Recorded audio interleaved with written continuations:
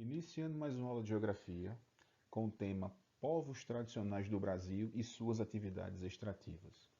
Lembrando que o Brasil é um país gigante em termos de território, nós temos uma grande variedade vegetal, animal, muitas tribos indígenas, nós temos comunidades quilombolas, nós temos comunidades ciganas, seringueiros, castanheiros, quebradeiras de coco, no caso do coco do babaçu.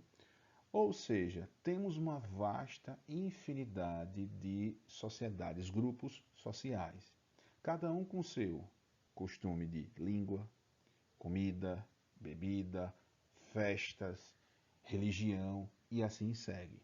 Dando sequência à aula nas próximas imagens.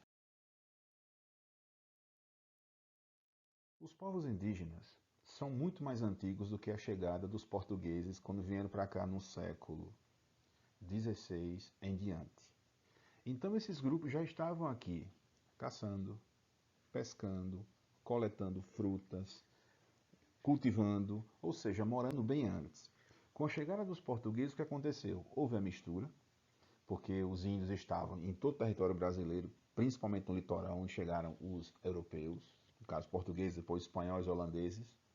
Então houve o confronto armado entre eles, devido ao europeu tentar escravizá-los para trabalhar de forma forçada. Os índios não aceitavam, então houve os confrontos entre os grupos tradicionais do Brasil e os europeus que chegaram aqui. Lembrando-se que, na atualidade, os grupos indígenas estão espalhados por várias partes do Brasil, principalmente região norte, e eles estão sendo atacados, digamos assim, com a chegada do branco, que o branco quer explorar madeira, ouro, diamante, prata, minério de ferro, e grande parte desses produtos citados e outros não citados ficam próximos ou ficam nas áreas indígenas. Então, há o confronto entre o branco, o explorador, e o índio, o morador tradicional da área. Então, existe no Brasil algumas reservas indígenas que são de proteção total do governo, porém, há a mistura de determinados grupos indígenas com branco.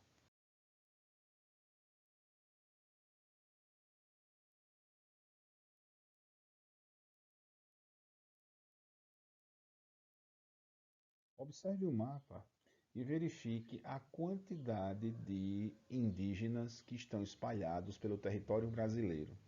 Veja a legenda e observe o mapa.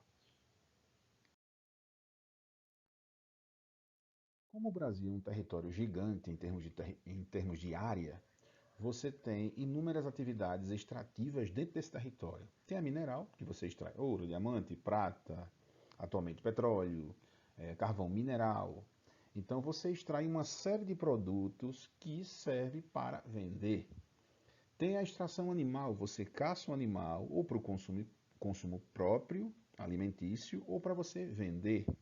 Por exemplo, animais raros das regiões, como por exemplo a arara azul, mico-leão dourado, que são animais que estão em processo de extinção, o mico-leão principalmente. Existe a extração também, a extração vegetal, que você retira madeira para fazer inúmeras coisas. Tem também a extração de frutos e frutas para o consumo próprio e para a venda. Então, como o Brasil é um país gigante em termos de variedades de produtos, também é uma grande fonte de riqueza para quem coleta e para quem vende.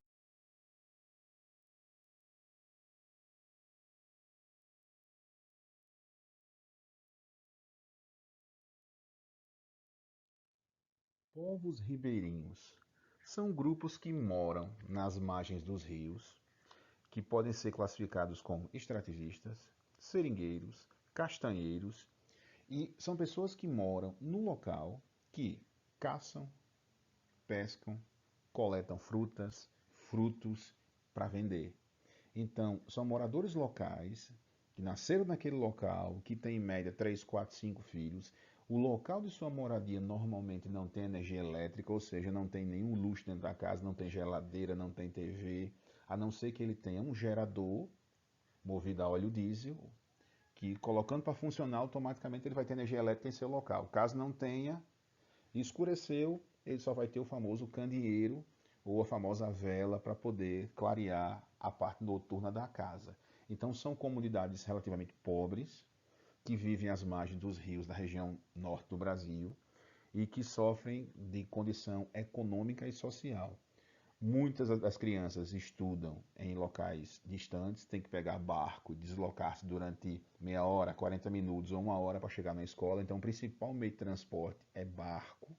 Não tem moto nessas regiões, carro, porque geralmente a floresta é fechada, não tem como. Então, as dificuldades são imensas desses grupos tradicionais.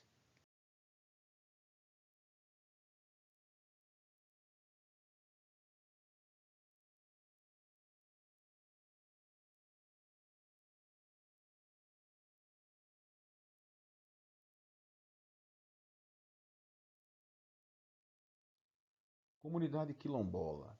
Ao longo do processo de escravização do Brasil, essa população foi escapando das condições de moradia das fazendas em que moravam, ou das áreas mineradoras, fugiram, né, para escapar do trabalho escravo, formaram comunidades afastadas e, ao longo dos séculos, foram aumentando o tamanho, formando as, as comunidades quilombolas. Normalmente vivem da coleta de coisas, frutas, frutos, atividade de agricultura de subsistência, ou seja, planta para comer, e trabalho na agricultura familiar, ou seja, a família inteira trabalha para plantar, se sobrar, vende. Se vender, obtém lucro com o produto produzido. Então, no Brasil você tem uma série de comunidades quilombolas espalhadas pelo território brasileiro, principalmente pela área da região nordestina, já que o Nordeste foi a área primeira de povoamento do Brasil pelos portugueses com a chegada dos escravos. Então, a grande maioria se encontra onde? Na Bahia, Maranhão, Pernambuco, Estado das Alagoas e Estado de Minas Gerais, que é vizinho ao território baiano. E o Estado do Pará, devido à atividade mineradora também, que esse grupo foi para lá no intuito de processo de retirada e ganhar dinheiro com isso.